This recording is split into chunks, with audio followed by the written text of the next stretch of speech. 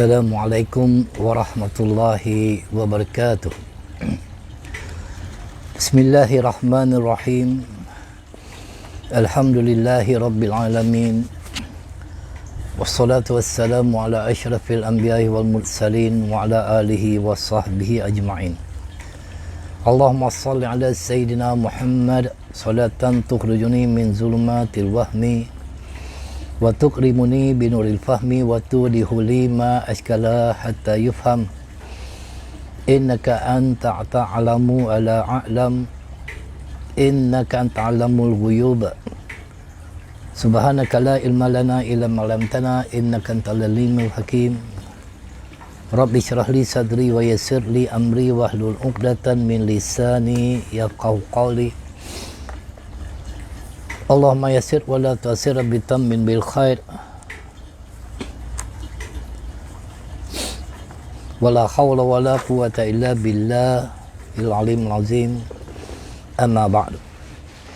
InsyaAllah pada pagi ini kita akan menyambung perbahasan kitab yang telah pun dikarang oleh Imam Al-Qurtubi rahimahullah ta'ala tentang rahsia kematian, alam akhirat dan kiamat, kepada bab kematian pada 3 alam, iaitu untuk kita membicarakan tempat yang kita akan semua, bukan kita saja, semua makhluk, kullu nafsin za'iqatul maut, semuanya akan merasai kematian itu.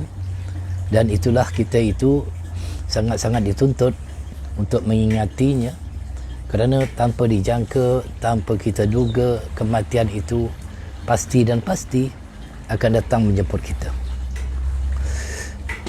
Abu Hamid menyatakan dalam Kasyaf Al-Ulum Al-Akhirah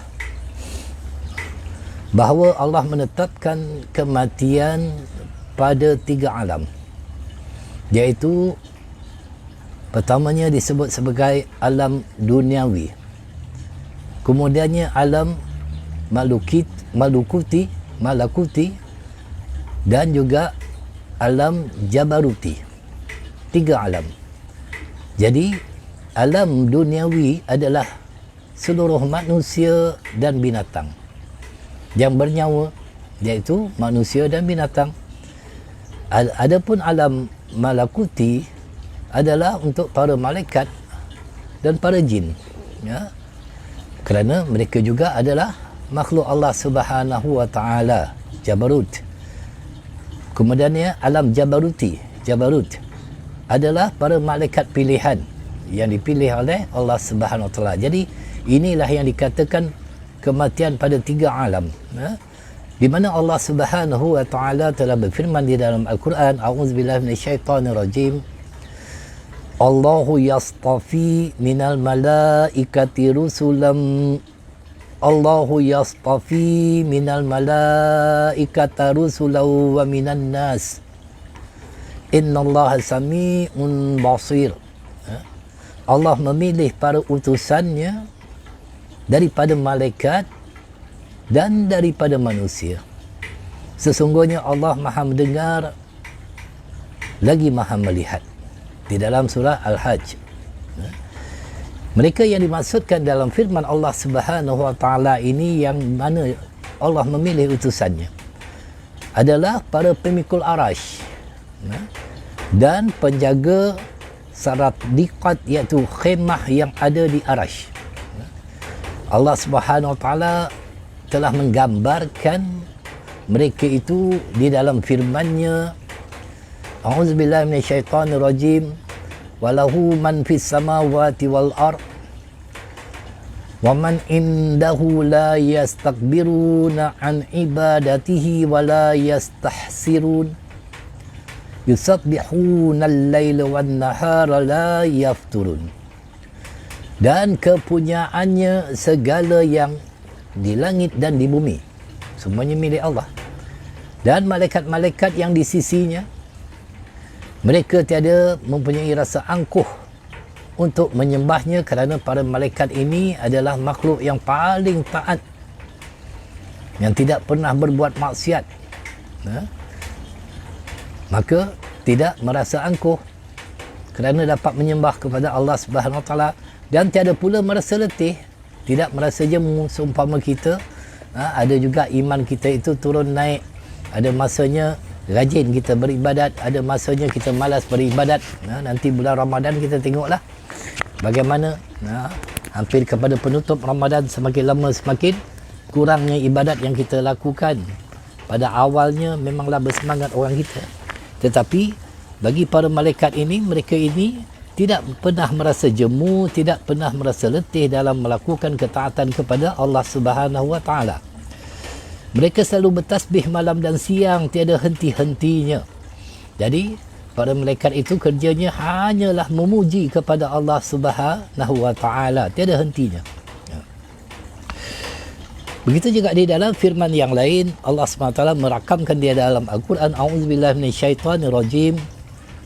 Lau aradna an nattakhidha lahwan lattakhadnahu minal ladunna in kunna fa'ilin. Sekiranya kami hendak membuat sesuatu permainan, iaitu isteri dan anak, ya, tentulah kami membuatnya dari sisi kami. Jadi kami menghendaki berbuat demikian, tentulah kami telah melakukannya. Maka Allah SWT berhak untuk melakukan apa saja, kerana innallah ala kulli syai'in qadir. Allah itu berkuasa atas tiap-tiap sesuatu. Maka kalau apa saja kehendak daripada Allah itu tidak dapat kita sangkal lagi, kerana dengan iradatnya, kehendaknya, dengan kudrahnya, kuasanya, maka Allah Subhanahu Wa Taala mampu untuk melakukan apa saja.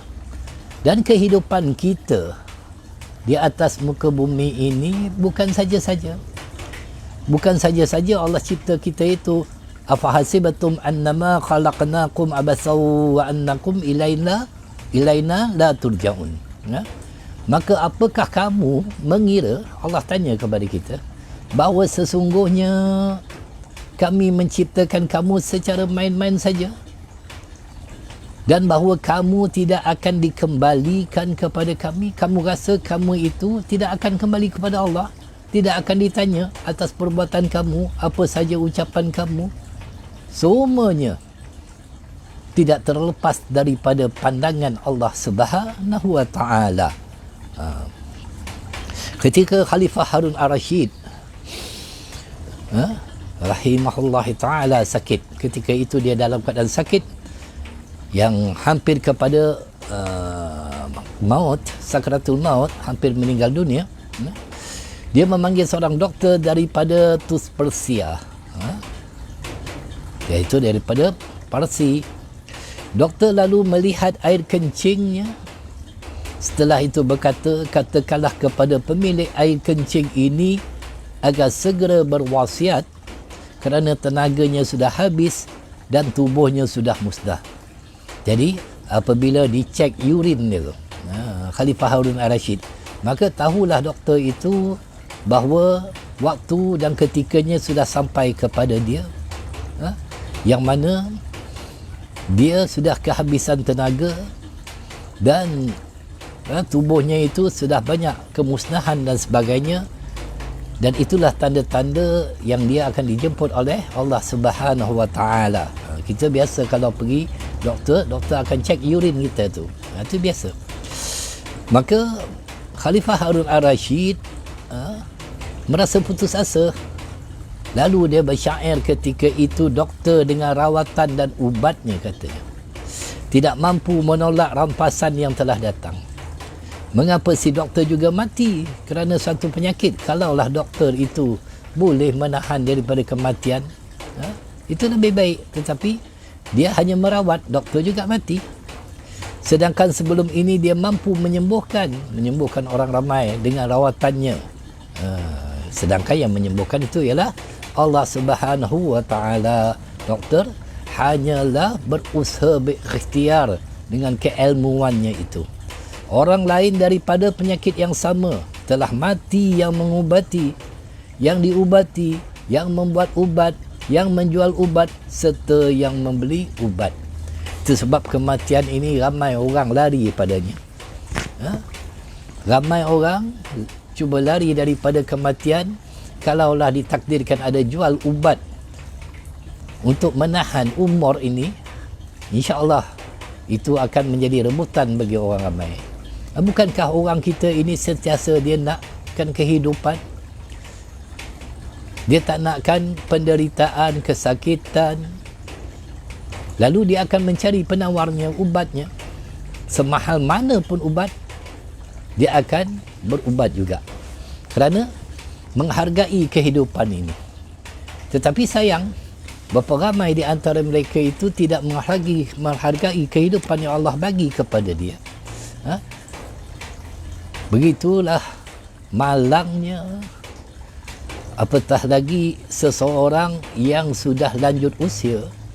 Kalau umurnya itu dah 40 tahun ke atas, 40-an, 50-an, 60-an, 70-an, 80-an, masih lagi tidak mendekatkan taqarrub dengan Allah Subhanahu Wa Taala, itu sangat-sangat malanglah bagi dia.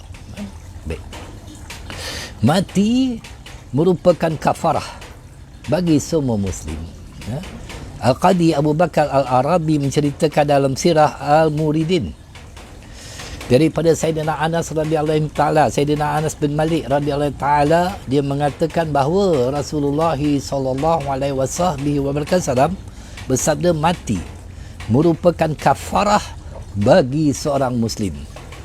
Bermaksud kematian itu merupakan rehat juga bagi orang-orang yang beriman. Mereka itu cintakan kepada kematian, kerana mati merupakan kafarah terhadap segala penderitaan dan kepedihan yang dialami oleh si mati ketika ditimpa penyakit. Bukankah orang yang tidak tertanggung dengan kesakitan itu, dia akan mengharapkan kematian? Lebih baik matilah kalau macam ni. Kalau macam ni daripada hidup menderita, lebih baik mati. Bahkan kita juga gembira di saat ada kaum kerabat kita ataupun sesiapa yang kita kenal menanggung kesakitan yang tidak henti-henti bertahun-tahun. Tiba-tiba dia itu dijemput kematian. Maka kita kata itu adalah baik baginya daripada dia terus menderita sepanjang hidup. Dan ia merupakan kafarah bagi semua Muslim. Di mana Rasulullah sallallahu alaihi wasallam bersabda, "Ma min muslimin yusibuhu adha min maradin fama siwahu illa khuttabihi sayyiatuhu kama tahuttu syajaratu waraqaha." Tidaklah seorang Muslim ditimpa penderitaan, baik berupa penyakit maupun yang lain. Dia mendapat penderitaan, diuji oleh Allah, kecuali perbuatan jahat yang pernah dilakukannya terhapus. Kerananya seperti halnya dedaunan yang gugur dari pohon. Maka setiap orang yang diuji oleh Allah SWT dengan penyakit, penderitaan, maka ia akan menghapuskan dosa-dosa, kesalahan-kesalahannya. Gugurlah dosa tersebut seumpama daun yang gugur daripada sebatang pokok. Maka penyakit ini merupakan satu nikmat. Ditimpa sakit ini merupakan satu kebaikan bagi kita. Jangan kita katakan apabila kita ditimpa dengan kesakitan, penderitaan, itu tidak baik. Dan kita hendaklah sentiasa berhusnuzon dengan apa saja yang telah diberi oleh Allah Subhanahu Wa Taala kepada kita, kerana mengandungi hikmah yang begitu besar di saat kita ditimpa dengan penderitaan, kesakitan dan sebagainya. Di dalam Al-Muwatta, iaitu Imam Malik yang mengarang kitab Al-Muwatta, yang dikhabarkan Imam Malik, masya-Allah tabarakallah, Imam Malik radhiyallahu taala ini mengarang kitab Al-Muwatta ini selama 40 tahun. Dinyatakan satu hadis daripada Abu Hurairah radhiyallahu taala bahawa Rasulullah sallallahu alaihi wasallam bersabda, "Man yuridillahu bihi khairan yusid minhu." Apabila Allah mahukan kebaikan terhadap seseorang, maka dia memberikan ujian kepadanya. Jadi tuan-tuan dan puan-puan yang dirahmati Allah Subhanahu Wa Taala, bergembiralah di saat Allah menguji kita, kerana itu tanda Allah inginkan kebaikan bagi kita. Bukankah seseorang yang bersalah itu, kalau ada datang nasihat, teguran, itu lebih baik daripada seseorang yang melakukan kesalahan, tidak ada siapa yang menegur, tidak ada siapa yang menasihatinya, tiada siapa yang ambil peduli.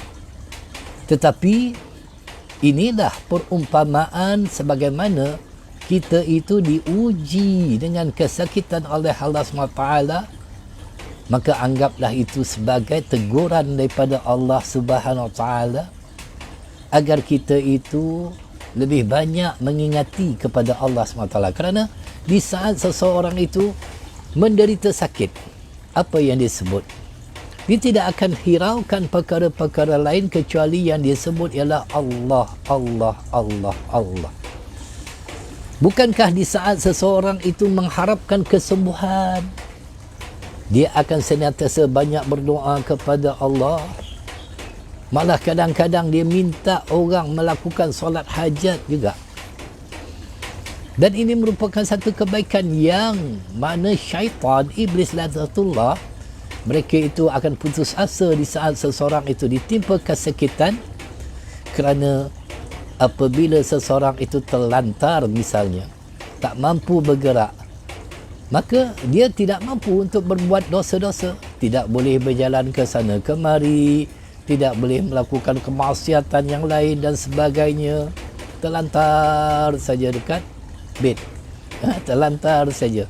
Apa yang keluar daripada mulutnya? Allah, Allah, Allah. Dan ini merupakan satu nikmat, satu hikmah yang Allah bagi, iaitu apabila seseorang itu diuji oleh Allah, tandanya Allah inginkan kebaikan bagi dirinya. Dalam satu riwayat diceritakan bahawa Allah Subhanahu Wa Taala tidak akan mematikan seseorang sehinggalah segala kesalahannya mendapat balasan daripada Allah Subhanahu Wa Taala, baik berupa kesusahan hidup, penyakit dan menimpa dirinya, maupun musibah yang menimpa keluarganya. Kerana Allah inginkan seseorang itu kembali kepadanya dalam keadaan tidak lagi berdosa, yang menunjukkan sifat Allah itu maha pengasih, maha penyayang terhadap hamba-hambanya yang beriman. Dan Allah mahu kita kembali kepadanya dalam keadaan kita itu tidak lagi berdosa. Apabila kejahatannya masih tinggal, maka dia akan mendapat kesusahan ketika menghadapi kematian. Setelah semua kesalahannya dibalas, dia akan menemui Allah SWT dalam keadaan seperti anak yang baru dilahirkan ibunya. Allah menunjukkan bahawa begitu kasihnya Allah kepada hamba-hambanya. Bismillahirrahmanirrahim, maha pemurah, maha pengasih.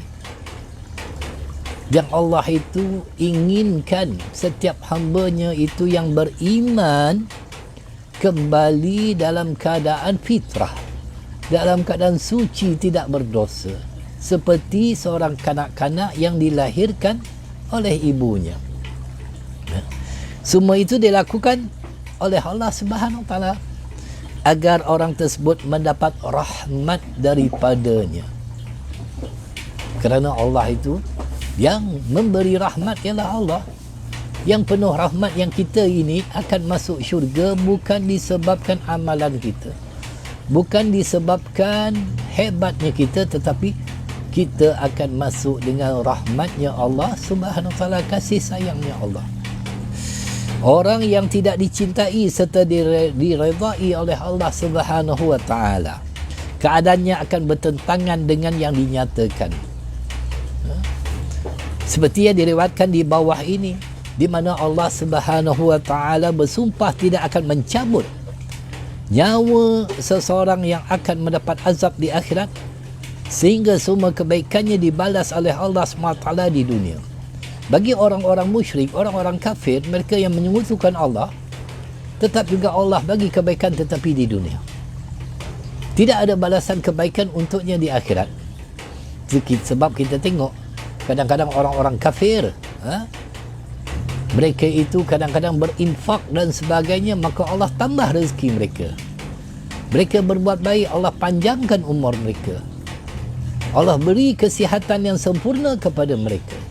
Itu tandanya Allah memberi kebaikan kepadanya di dunia. Tetapi Selagi dia tidak beriman, maka tidak ada ganjaran untuknya di akhirat.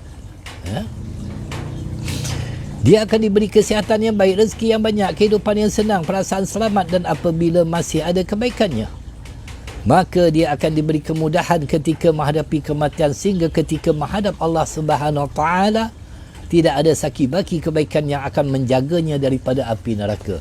Jadi orang-orang kafir ini selesai kebaikannya, Allah balas di dunia. Di akhirat tidak ada lagi kebaikannya. Untuk dia berhujah dengan Allah Subhanahu Wa Taala, dan tempatnya yang mana Allah SWT menjanjikan di dalam Al-Quran, uiddat lil kafirin, iaitu neraka itu disediakan untuk orang-orang kafir, orang-orang yang menyekutukan Allah Subhanahu Wa Taala, orang-orang yang melakukan kesyirikan kepada Allah SWT.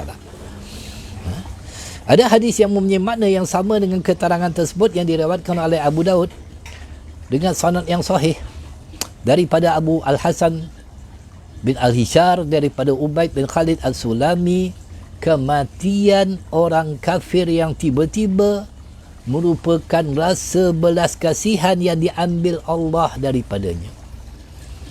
Kita tengok orang kafir yang mati dalam keadaan tidak nazak, tidak sakit, tidak apa, tiba-tiba saja mati. Mudah kematiannya. Kerana Allah SWT balas kebaikannya ketika di dunia, tidak dideritai. Itu sebab kita orang beriman yang mendapat penderitaan di dunia ini itu adalah lebih baik. Itu adalah lebih baik, walaupun dengan sakit yang ringan, demam, sesama, atau apa saja.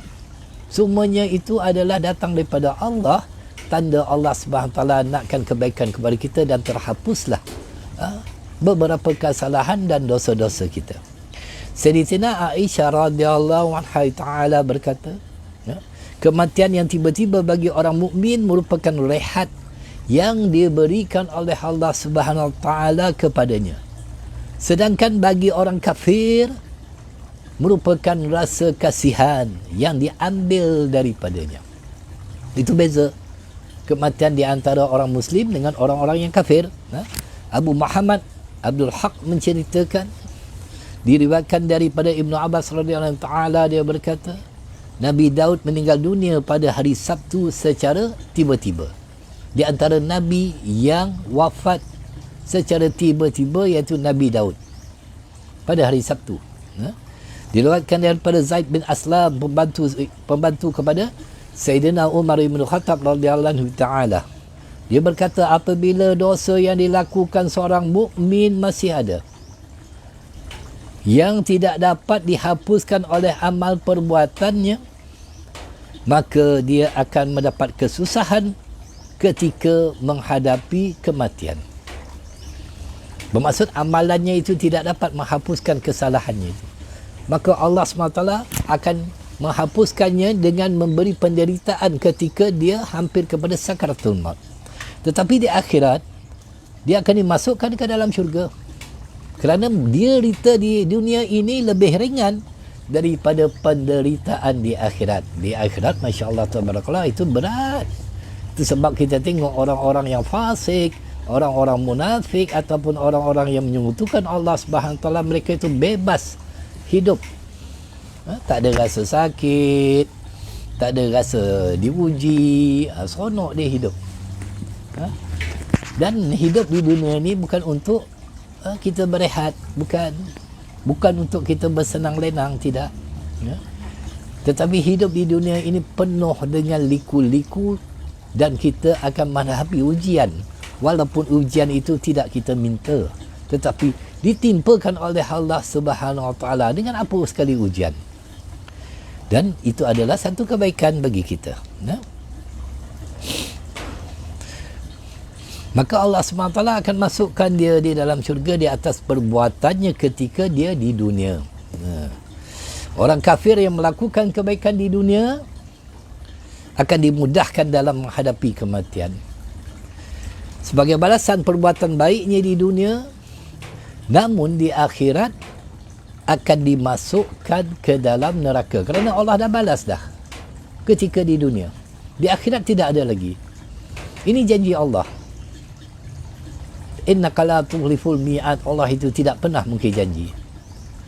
Kerana dia tidak beriman, orang yang tidak beriman, maka tidak ada ganjaran pahala untuknya di akhirat. Tetapi kebaikannya itu tetap juga Allah balas ketika di dunia lagi. Kebaikan di dunia ini tidak banyak, berbanding nikmat kebaikan di akhirat nanti. Abu Muhammad Abdul Haq menceritakan bahawa Rasulullah sallallahu alaihi wasallam bersabda, roh orang mukmin akan dicabut secara perlahan-lahan, sedangkan roh orang kafir direnggut secara kasar seperti merenggut roh keldai. Allahu Rabbi. Itu sebab malaikat itu dia masuk dalam tubuh badan kita dalam keadaan berhati-hati untuk mencabut nyawa seorang yang mukmin. Dalam keadaan perlahan-lahan pun tetap juga kita akan merasakan kesakitan. Tetap juga. Sehinggalah kita dibangkitkan untuk menuju padang mahsyar.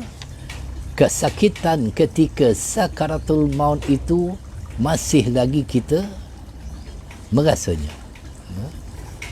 Tetapi bagi orang-orang kafir, rohnya itu akan dicabut oleh Allah Subhanahu wa taala, oleh malaikat, dalam keadaan begitu ganas sekali, begitu kasar.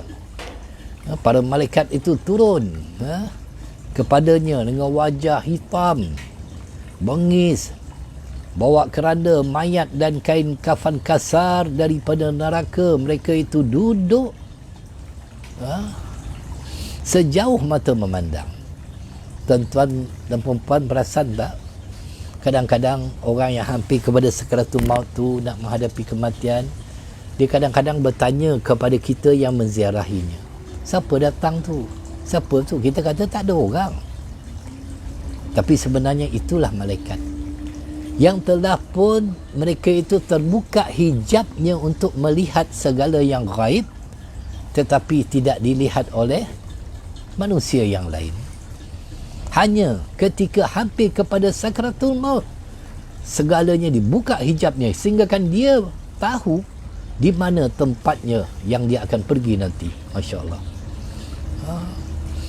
Lalu dia melihat begitu ramai para malaikat. Kadang-kadang orang nak mati tu dia tanya, tu ramai datang tu, siapa tu? Siapa tu? Kita kata tak ada. Kita tak nampak, dia nampak. Malaikat. Itu sebab bagi orang-orang yang beriman, orang-orang mukmin, maka dicabut secara perlahan. Orang mukmin yang melakukan kesalahan di dunia akan mengalami kesukaran ketika menghadapi kematian. Susah sikit dia mati. Sebagai kafarah atas kesalahannya. Walaupun susah, tetapi ia merupakan satu kafarah yang menghapuskan dosa-dosanya yang masih lagi ada. Sedangkan orang kafir yang pernah berbuat baik di dunia akan mendapat kemudahan ketika kematian sebagai balasan perbuatan baik yang dia lakukannya. Sebagaimana hadis ini diriwayatkan oleh Abu Nu'aim Al-Hafiz. Ibnu Al-Mubarak menceritakan Abu Darda radhiyallahu ta'ala berkata, aku cinta pada kematian. Mencintai kematian. Kerana rindu untuk berjumpa dengan Allah Subhanahu wa ta'ala. Jadi tuan-tuan dan puan, kalau kita itu benar-benar kasih, rindu, Allah itu kekasih kita, Rasulullah sallallahu alaihi wasallam itu kita anggap sebagai kekasih kita, maka kita juga kena cintakan kematian. Tetapi perlu diingat, mesti siapkan bekal. Mesti siapkan bekal untuk hidup di akhirat nanti. Kalau tak ada bekal, jangan. Aku cinta pada penyakit, kata Abu Darda. Kerana ia merupakan kafarah atas kesalahanku. Aku cinta pada kehidupan yang susah. kerana dia dapat membuatku bersikap rendah diri terhadap Allah Subhanahu wa ta'ala. Itulah bagaimana Abu Darda radhiyallahu ta'ala bermuhasabah dirinya, kerana mengetahui bahawa setiap penyakit yang ditimpa oleh Allah SWT itu merupakan kafarah bagi dosa-dosanya. Dan kehidupannya yang susah yang menyebabkan dia lebih bersikap rendah diri kepada Allah Subhanahu Wa Taala. Bukankah ramai di antara mereka yang susah-susah itu yang rajin melakukan ibadat? Baik. Kita ini sebagai umat Islam mesti husnuzan, berbaik sangka, dan khasyah, mesti takut kepada Allah Subhanahu Wa Taala. Diriwayatkan daripada Muslim daripada Jabir, dia berkata, aku mendengar kata-kata Rasulullah sallallahu alaihi wasallam yang diucapkan 3 hari sebelum baginda wafat. Apa makna? 3 hari sebelum Rasulullah sallallahu alaihi wasallam wafat, maka Rasulullah sallallahu alaihi wasallam pun bersabda, la yamutanna ahadukum illa wa huwa yusinu zanna billah. Janganlah sekali-kali salah seorang daripada kamu semua meninggal dunia kecuali dalam keadaan berbaik sangka terhadap Allah. Kerana ini memang kita dituntut. Itu sebab apa saja yang dikurniakan oleh Allah, baik atau buruk, semuanya baik belaka untuk kita. Itu yang dikatakan orang yang berbaik sangka dengan Allah dan meredai apa saja yang diberi oleh Allah SWT. Dan dia tidak mengeluh dan dia tidak akan komplain dengan apa saja kurniaan Allah. Kadang-kadang orang berburuk sangka dengan Allah. Dia kata, kenapa aku yang sakit? Si fulan pun tak ada kena, apa pun aku yang kena. Ini jangan kita berburuk sangka dengan Allah. Yang dia lupa bahawa dia itu ditimpa dengan penderitaan, sakit dan sebagainya, itu merupakan kebaikan pada Allah. Dia lupa. Memanglah orang kita ni dia tak nak kesakitan, dia nakkan sehat sepanjang masa. Berapa ramai orang yang sehat tetapi mereka itu melupakan kepada Allah Subhanahu Wa Taala. Mereka menggunakan nikmat kesihatan badan itu kepada perkara-perkara yang tidak mendapat redha Allah Subhanahu Wa Taala.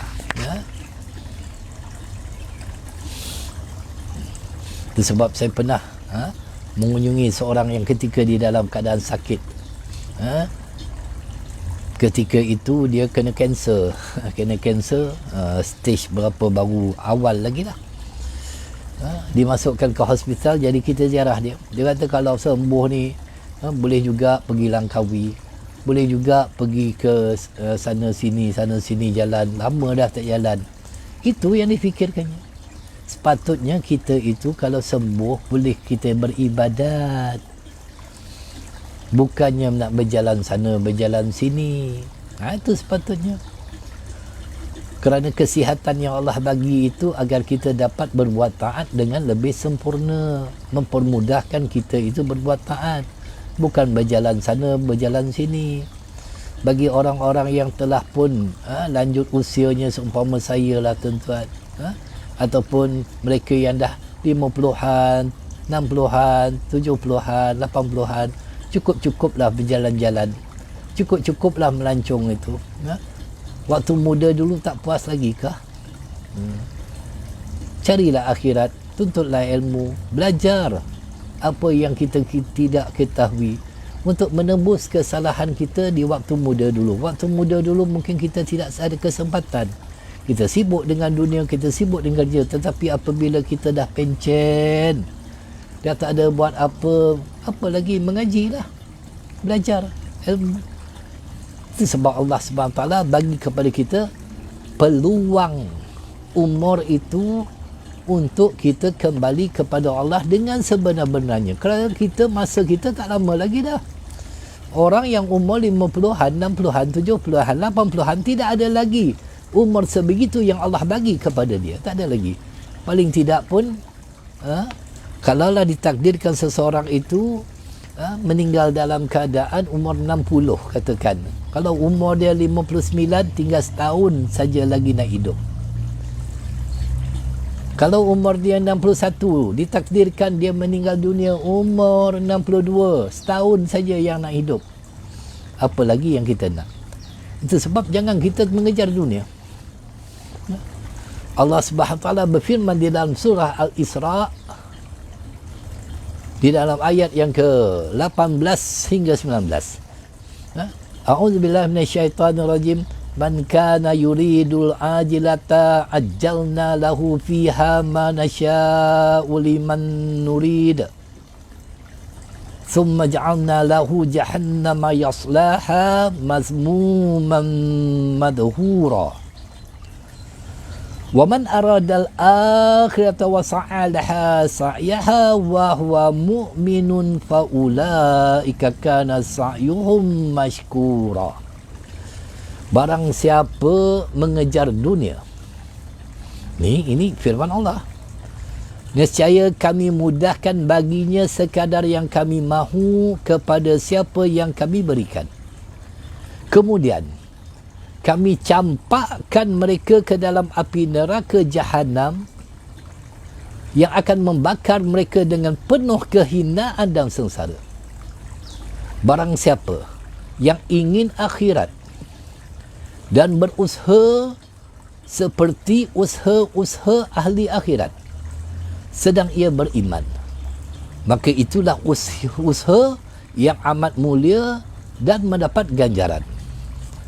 Jadi di dalam ayat ini ada kalimah al-ajilah,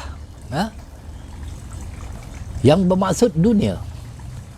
Seandainya seseorang itu mengejar dunia semata-mata dengan gigihnya, begitu mengejar dunia, maka tempat kembalinya adalah api neraka. Na'udzubillah min zalik. Alangkah bijaknya seseorang yang mampu menjauhkan diri dari hal ini. Adapun perkataan al-akhirah di dalam ayat ini bermaksud syurga. Bagi memperolehinya, nak dapatkan syurga, tuan-tuan dan perempuan, tidak cukup sekadar kemahuan yang membara. Semua orang nakkan syurga, tetapi bukan dengan kemahuan yang membara, tetapi perlulah disertai dengan keimanan dan amal yang soleh, seperti yang telah disyaratkan di dalam firman tadi. Berusaha, berusaha bersungguh-sungguh, wa sa'alaha sa'yaha, bersungguh-sungguh betul, belajar ilmu bersungguh-sungguh, beribadat dalam keadaan bersungguh-sungguh, bukan main-main. Allah Rabbi, sangat rugi orang yang mengejar dunia, kerana Al-Quran telah memberi gambaran buruk tentang kedudukan mereka ini. Tetapi orang yang mengejar dunia ini, dia tak sempat untuk beramal, lupa untuk beramal. Allah Rabbi. Baik.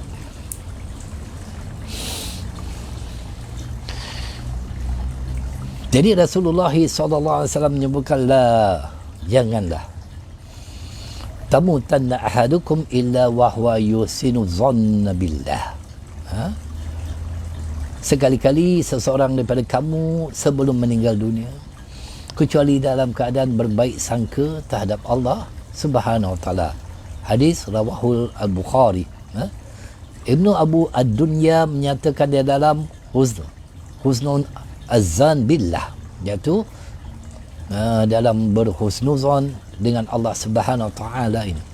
Allah Subhanahu Wa Taala berfirman di dalam Al-Quran mengenai orang yang berburuk sangka terhadapnya, iaitu orang yang berburuk sangka dengan Allah Subhanahu Wa Taala, di mana Allah berfirman, a'udzubillahi minasyaitonirrajim, wa zalikum zannukumul ladzi zanantum bi rabbikum ardakum fa asbahtum minal khasirin. Dan itulah sangkaanmu yang telah kamu sangkakan terhadap Tuhanmu. Sangkaan itu telah membinasakan kamu sehingga jadilah kamu termasuk orang yang rugi. Berburuk sangka dengan manusia pun dilarang, apatah lagi berburuk sangka dengan Allah. Berburuk sangka dengan manusia itu dilarang, tuan-tuan. Contohnya lah, kita melihat seseorang itu sedang bersimbang. Ni lah saya ni, Ustaz Hanif, sedang bersimbang. Tiba-tiba ada seorang wanita tengah bersimbang dengan perempuan tu. Kemudian bersalaman pula dengan perempuan tu. Masya Allah, tabarakallah. Lalu disebarkan cerita, wah, Ustaz ni mengajar macam-macam, tapi berjumpa perempuan, salam dengan perempuan. Orang yang bercakap tu tak kenal perempuan tu. Dia mungkin kakak saya yang saya bertemu dengan dia. Itu sebab jangan kita cepat berburuk sangka dan sebagainya. Itu dengan manusia, dengan Allah lebih lagi. Tidak boleh kita berburuk sangka dengan Allah Subhanahu Wa Taala, kerana setiap apa saja yang diberi oleh Allah adalah untuk kebaikan kita. Walaupun ia tidak kita sukai, walaupun ia tidak kita redha, tetapi ia adalah baik. Ibnu Abu Ad-Dunya menceritakan Rasulullah SAW datang menemui seorang pemuda yang akan meninggal dunia. Kemudian baginda SAW bersabda kepada pemuda tersebut, bagaimana keadaanmu sekarang? Lalu dijawab oleh pemuda tersebut, aku mahu mendapat keredaan daripada Allah SWT dan aku takut terhadap dosaku. Maka Rasulullah SAW kemudian berkata kepadanya, apabila kedua perasaan itu ada dalam hati seorang mukmin, maka pasti akan didengar oleh Allah Subhanahu Wa Taala. Allah SWT akan mengabulkan apa yang diharapkan, memberinya rasa selamat daripada apa yang ditakuti. Iaitu sebagaimana dia dalam hadis kursi, Allah SWT berfirman, orang yang berasa aman hidup di dunia ini, mereka tidak akan aku amankan di akhirat. Dia rasa aman, rasa dia tidak bersalah, tidak ada rasa dosa, berasa aman saja, tak memikirkan tentang dosa-dosanya. Tetapi bagi siapa yang tidak merasa aman, merasa keluh kesah ketika hidup di dunia ini, iaitu dengan mengenangkan dosa-dosanya itu, dia akan aku amankan di akhirat nanti. Itu dia. Baik. Ibnu Majah mengkategorikan hadis tersebut dalam hadis hasan gharib. Baik. Sebahagian mengatakan bahawa hadis tersebut mursal. Ada hadis mursal berdasarkan urutan sanadnya, iaitu daripada Thabit daripada Nabi SAW. Ini tentang status hadis itu. Tetapi di sini kita bukan nak bincang status hadis, tetapi yang kita nak bincangkan tentang bagaimana untuk kita menghadapi waktu-waktu mendatang, iaitu kematian yang akan datang menjemput kita. Paling tidak ada gambaran di dalam benak hati kita untuk kita menyiapkan diri dan menjadi orang yang bijak, yang menyiapkan diri dengan bekalan selepas dia mati nanti. Baik. Imam At-Tirmizi Al-Hakim menyatakan dalam Nawadir Al-Usul bab yang ke-86 daripada Auf daripada Al-Hasan bahawa Rasulullah sallallahu alaihi wasallam bersabda, qala rabbukum azza wa jalla la ajma'u ala 'abdi khawfaini wa la ajma'u lahu amnain, faman khafani fid dunya amintuhu fil akhirah, wa man aminati fid dunya akhaftuhu fil akhirah. Allah Subhanahu Wa Taala berfirman, aku tidak akan menghimpun dua jenis perasaan cemas dalam diri seorang hamba, dan juga tidak menghimpunkan di dalam dirinya dua jenis perasaan selamat. Siapa yang takut padaku ketika hidup di dunia, ini hadis kursi yang saya bacakan tadi tu, maka dia akan aku beri rasa selamat di akhirat kelak. Dan sebaliknya, siapa yang tidak takut kepadaku ketika dia hidup di dunia, maka dia akan aku beri rasa takut di akhirat kelak. Sebab kita kena ada rasa takut. Takut kalau kita itu belum lagi cukup bekalan. Takut dosa kita masih lagi banyak, belum lagi terampun dan sebagainya. Maka dengan itu kita gandakan istighfar kita, kita perbanyakkan amalan kita. Kita takut juga kalau di akhirat besok bukan kita saja, bagaimana ahli keluarga kita, pasangan hidup kita, isteri kita, anak-anak kita, macam mana. Kita yang nak masuk syurga bukan seorang. Di dunia ini kita berkumpul tak lama tuan-tuan, dalam satu keluarga. Berapa lama? Kalau umur kita 60, itulah masanya, 60 sajalah yang Allah bagi kita berkumpul bersama ahli keluarga. Tetapi di akhirat besok, khalidina fiha abada, lebih lama lagi. Kita nak berkumpul bukan saja di dunia, tetapi di akhirat bersama ahli keluarga kita, bersama pasangan hidup kita, bersama anak-anak kita. Tergamakkah kita kalau kita melihat pasangan kita di dalam neraka, anak kita dalam neraka? Tergamakkah kita begitu? Itu sebab kita perlu, wajib sebagai ketua rumah membimbing ahli keluarga kita ke jalan akhirat. Itu tugas amanah yang telah Allah letakkan pada bahu seorang suami agar memimpin anak-anak dan isterinya ke jalan Allah Subhanahu Wa Taala. Rasulullah sallallahu alaihi wasallam bercerita mengenai munajat Nabi Musa alaihi salam kepada Allah Subhanahu Wa Taala. Allah Subhanahu Wa Taala berfirman kepada Nabi Musa alaihi salam, wahai Musa, setiap hamba-Ku yang akan menemuiku pada hari kiamat pasti aku periksa. Pasti kena periksa satu-satu. Jika dia termasuk golongan orang soleh, maka aku akan malu untuk memeriksanya. Salah satu sifat Allah ialah malu. Seumpama seseorang yang berdoa kepada Allah, maka Allah malu kalau nak mengembalikan tangannya itu dalam keadaan kosong. Pasti akan aku kabulkan, aku beri, mintalah. Dan dia pasti akan aku muliakan dan aku masukkan ke dalam syurga tanpa dihisap, bighairi hisap. Mudah-mudahan tuan-tuan dan puan dan ahli keluarga kita, begitu juga dengan saya, tuan-tuan dan puan, semuanya yang menonton pada pagi ini akan mendapat bighairi hisab, masuk syurga tanpa hisab, iaitu tanpa diperiksa. Kalau diperiksa satu-satu, Allah, macam mana diperiksa? Itulah, inilah, itu, ini, Allah sangkut kita banyak. Jadi tidak diperiksa oleh Allah SWT, masuk dengan bighairi hisab, masuk syurga tanpa hisab. Seumpama seseorang yang melalui custom misalnya, bagnya penuh tapi tak diperiksa, jalan-jalannya kata seronok kan. Tapi kalau diperiksa, Allah, ini barang yang kita lari pada cukai ni, ini ada lagi barang ni yang tak boleh bawa masuk ni, susah kita.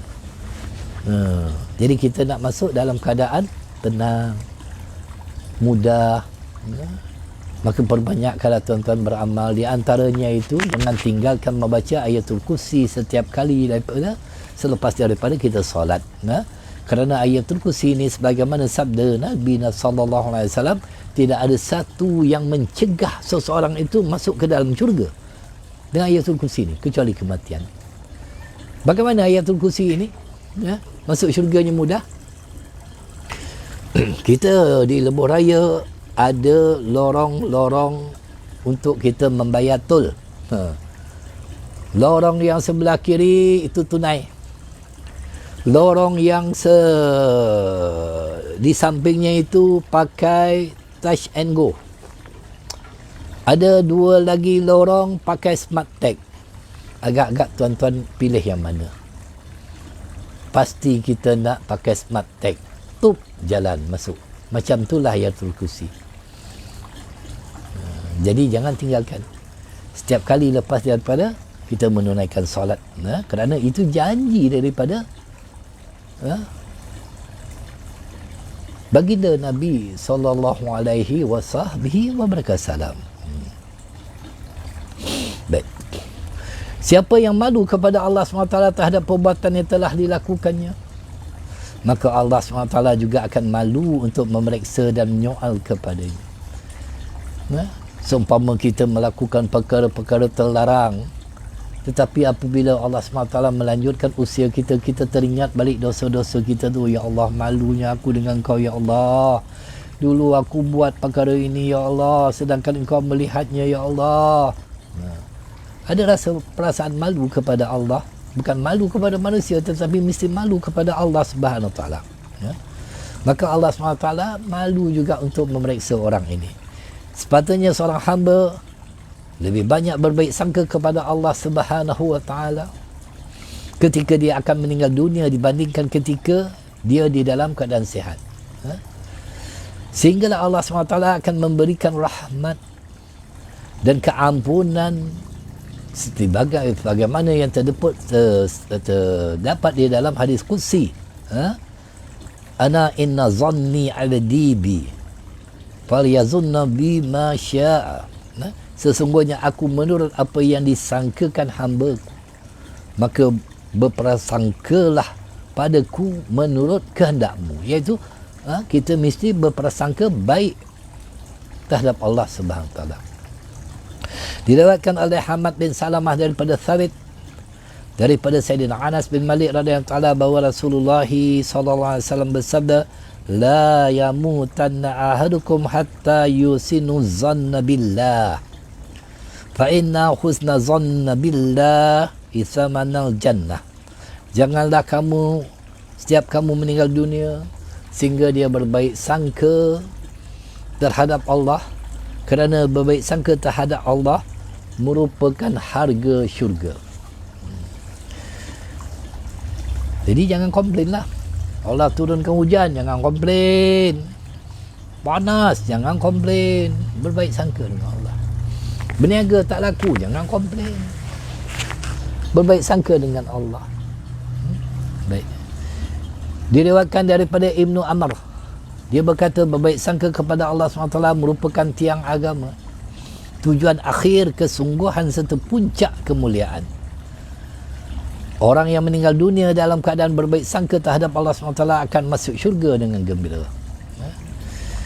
Abdullah bin Mas'ud berkata, demi Allah Subhanahu Wa Taala yang tidak ada Tuhan selain Dia, Allah Subhanahu Wa Taala akan memberi kebaikan kepada siapa sahaja yang berbaik sangka terhadapnya. Diriwayatkan oleh Ibnu Al-Mubarak daripada Sufyan daripada Ibnu Abbas radhiyallahu ta'ala berkata, dia berkata, apabila kamu semua melihat orang yang akan meninggal dunia, maka beri dia khabar gembira dan katakan kepadanya agar berbaik sangka kepada Allah Subhanahu Wa Taala ketika akan menemuinya. Tetapi jika orang itu masih hidup, maka beri dia khabar yang menakutkan. Cakaplah, untunglah kematian ni hampir kepada engkau dah lagi. Apatah lagi dunia ini penuh dengan fitnah, mihnah dan sebagainya. Paling tidak pun kita terlepas daripada ujian-ujian hidup ni. Dan Allah SWT telah pilih untuk kita bertemu dengan Dia. Tu kita cakapkan kepada orang yang hampir kepada sakratul maut itu. Gembirakan dia. Diriwayatkan oleh Ibnu Abu Dunya daripada Yahya bin Abdullah Al-Basri daripada Sawar bin Abdullah daripada Mu'tamir, ayahku berkata ketika akan meninggal dunia, wahai Mu'tamir, diriwayatkan kepadaku tentang kemudahan sehingga aku dapat bersangka ketika bertemu dengannya.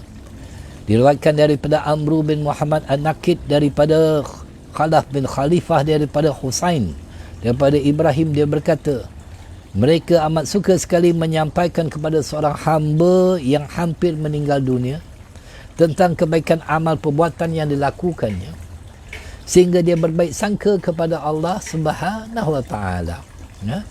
Itu sebab kita itu berbaik sangka Allah itu Maha Pengampun. Innallaha ghafurur rahim. Jangan kita kata Allah ampun ke dosa aku ni. Dah.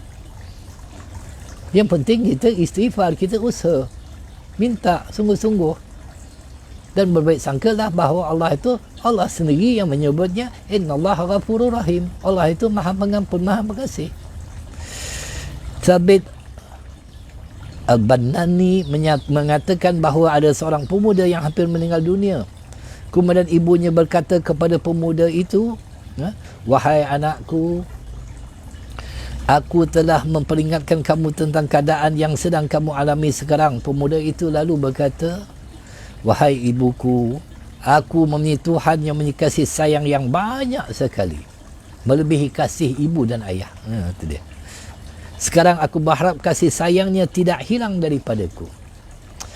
Thabit kemudian berkata, Allah SWT akan memberikan kamu rahmat kerana kamu telah berbaik sangka kepadanya ketika keadaanmu seperti sekarang, iaitu ketika hampir untuk bertemu dengan Allah Subhanahu wa taala. Jika Yahya bin Zakaria bertemu Nabi Isa alaihi salam, maka wajahnya menjadi masam, sedangkan Isa akan tersenyum. Isa berkata kepada Yahya bin Zakaria, mengapa jika berjumpa denganku kamu sentiasa bermasam muka, seperti orang yang putus asa. Jadi Allah Rabbi. Jadi Nabi Isa tanya kepada Nabi Yahya, kenapa tiap kali jumpa aku saja muka kau masam je macam orang putus asa? Yahya kemudian berkata kepada Nabi Isa AS, mengapa jika berjumpa denganku kamu sentiasa senyum, seolah-olah kamu dalam keadaan aman sentosa, yang kau pula jumpa aku asyik senyum aja. Maka Allah SWT kemudian berkata kepada mereka berdua, yang paling aku cintai di antara kamu semua berdua adalah yang paling baik berpersangkanya kepadaku. Zaid bin Aslam berkata, seseorang yang datang kepada Allah Subhanahu Wa Taala pada hari kiamat, kemudian dikatakan kepadanya, masukkan dia di dalam neraka. Orang itu kemudian berkata, ya Allah, di manakah puasa dan solat yang aku lakukan selama ini? Maka Allah Subhanahu Wa Taala pun berfirman, sekarang aku putuskan daripada rahmat, sebagaimana kamu memutuskan rahmatku terhadap para hamba-Ku ketika kamu hidup di dunia dahulu. Allah. Maka dengan itulah kita berkasih sayang antara kita sama sesama kita. Allah SWT berfirman, A'udzubillahi minasyaitonirrajim. Qala wa may yaqnatu mir rahmati rabbih illa dhallun. Ibrahim berkata, tidak ada yang berputus asa daripada rahmat Tuhannya kecuali orang yang sesat, kerana rahmat Allah itu lebih luas daripada kemurkaan Allah Subhanahu Wa Taala.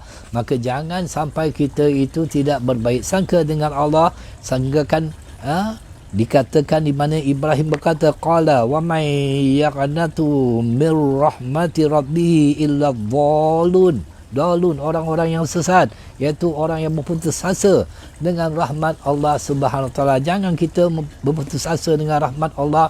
Teruskan untuk kita beristighfar, teruskan kita memperbanyakkan amalan-amalan salih sehingga kita dijemput oleh Allah SWT, dan jadikan kehidupan kita ini sebagai jalan yang mana untuk kita mencari jalan akhirat sebanyak-banyaknya.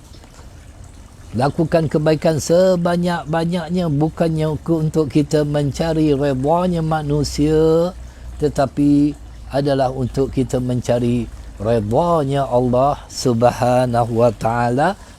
Jadi cukup sekadar itu yang dapat disampaikan pada pagi ini. Mohon ampun, mohon maaf daripada afakir ilallah, saya yang banyak berdosa di sisi Allah SWT, yang lemah di sisi Allah SWT. Mudah-mudahan Allah SWT akan mengampunkan dosa-dosa dan kesalahan kita semua, baik yang terang, baik yang tersembunyi, baik yang secara sengaja atau tidak sengaja. Mudah-mudahan Allah SWT juga akan mengampunkan dosa guru-guru kita, mengampunkan dosa pasangan hidup kita, mengampunkan dosa kedua ibu dan ayah kita terutamanya, mengampunkan dosa anak-anak kita, mengampunkan dosa adik-beradik kita, mengampunkan dosa jiran-jiran kita, mengampunkan dosa teman-teman kita semuanya. Mudah-mudahan Allah Subhanahu Wa Taala akan memberi kepada kita kebaikan di dunia ini, dan akhirnya kita akan bertemu dengan Allah SWT di akhirat nanti. InsyaAllah kita akan sambung pada perbahasan ini pada minggu hadapan. Jadi Jangan lupa setiap malam kita ada kuliah yang pada malam ini akan masuk siri yang ke-11, iaitu ingin ku balas cintamu ya Rasulullah, yang hampir kepada penamatnya. Dan nanti pada malam nisfu Syaban, hampir kepada nisfu Syaban, saya akan syarahkan kitab nisfu Syaban, bagaimana untuk kita beramal pada malam nisfu Syaban, apakah yang patut kita lakukan sesuai dengan apa yang telah dilakukan oleh Sayyidina Rasulullah sallallahu alaihi wasallam, dan kita harapkan kita akan wabalighna Ramadan, bertemu dengan bulan Ramadan ini. Mudah-mudahan tuan-tuan dan semuanya akan diberkati oleh Allah Subhanahu taala, akan diberikan kemuliaan di sisi Allah Subhanahu taala. Aqulu qauli hadza wastaghfirullahal azim li wa lakum. Rabbana atina fid dunya hasanah wa fil akhirati hasanah wa qina azabannar. Wa sallallahu ala sayyidina Muhammadin wa ala alihi washabbihi ajma'in. Walhamdulillahi rabbil alamin. Assalamualaikum warahmatullahi wabarakatuh.